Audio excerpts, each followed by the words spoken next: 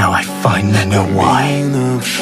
I just couldn't stand to look at a slave with no mind of her own, who always followed orders without question. Believe me when I say this, Mikasa.